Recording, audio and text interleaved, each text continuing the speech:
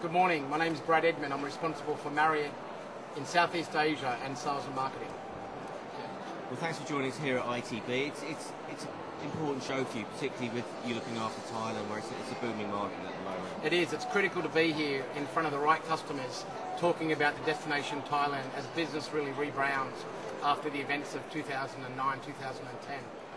It's important to be in front of our customers. It's important to drive that leisure customer from the long-haul markets and certainly focus on building those relationships to get more into a different product range from Courtyards by Marriott, from Renaissance and JW Marriott hotels in Thailand.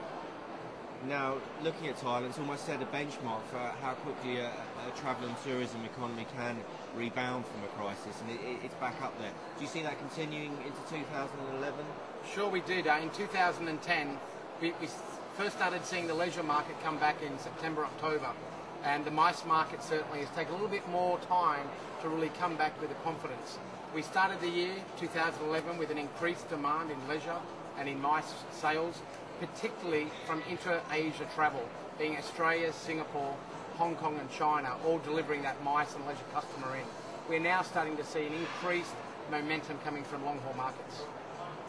Now, Thailand's kind of resilience is being proved by World Travel Awards in September. It's going to be hosted there in Bangkok.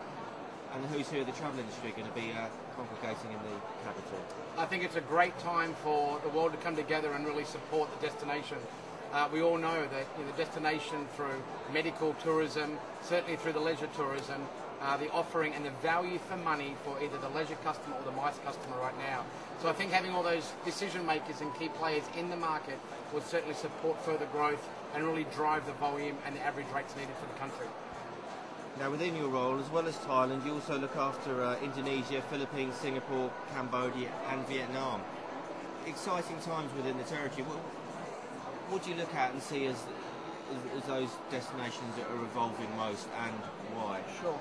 I guess across Asia Pacific, with 125 open properties across our brands now, we're looking to expand to double that in the coming years through our Courtyard model, our JW, Renaissance and Marriott Executive Apartments. In this area, we're seeing extra confidence come in really through those two segments, which is the MICE and the leisure customer, into those. Cities like Singapore are booming right now with the corporate customer, but the leisure customer and the product offering through resorts is critical for our brands to grow. We're also seeing an increased confidence in capital coming in, our owner partners who are very much part of our success as a company in Asia Pacific. And there's a lot happening on the airlift front as well, particularly within Asia. Sure. Within Asia, we're seeing airlines from India through China and even down to Australia really picking up, driving from the low-cost carriers through to the high-end carriers and the business class services. Right now, we're seeing a lot of demand going into Bali. We've just opened a new Courtyard by Marriott in Nusa Dua to really sort of support that growth coming in from the Australian and the short-haul Asian markets as well.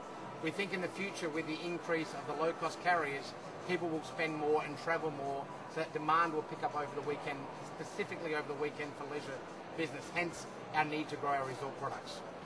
Okay, Brad, well, thanks very much for joining us. Thank you. Breaking Travel News, ITB. Thank you. Have a great show.